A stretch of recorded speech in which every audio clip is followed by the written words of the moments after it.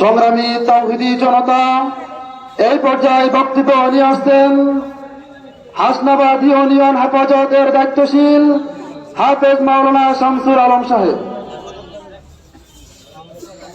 الحمد لله وكفى وسلام على عباده الذين اصطفى أما بعد فأعوذ بالله من الشيطان الرجيم بسم الله الرحمن الرحيم إنما المشركون نجس فلا يقربوا المسجد الحرام بعد عامهم هذا صدق الله العظيم। সম্মানিত উপস্থিতি, কালামে হাকিমের সূরাতুত তাওবার 28 নম্বর আয়াতে আল্লাহ পাক স্পষ্ট ঘোষণা করেছেন যে মুশরিকরা হলো অপবিত্র, মূর্তি পূজারীরা অপবিত্র।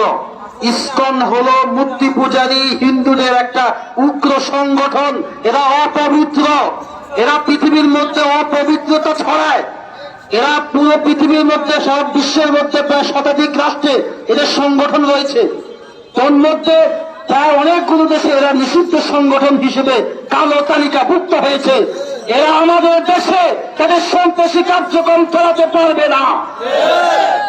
কথা হলো, এবং ডেইলি স্টারও তাদের চাকুকারিতা করতেছে।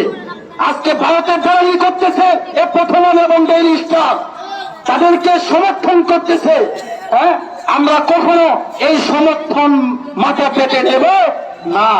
এবং এই ইসকন আপনারা জানেন, আফগানিস্তান থেকে শুরু করে ইরাক, ইরান, মিশর, এরপর সৌদি, মালয়েশিয়া, সিঙ্গাপুর, পৃথিবীর বিভিন্ন, চীন পর্যন্ত পৃথিবীর বড় বড় কান্ট্রিতে ইসকন নিষিদ্ধ সংগঠন।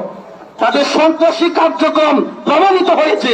তাই আমাদের দেশেও আমাদের মুসলমানদের ধর্মীয় উপাসনালয়, মসজিদ, আমরা কখনো তাদের মন্দির আক্রমণ করতে সমর্থন করি না।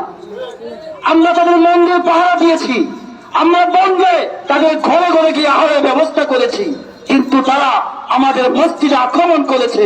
আমাদের মুসলিম ভাই আইনজীবীকে নির্মমভাবে শাহাদাত বরণ করিয়েছে।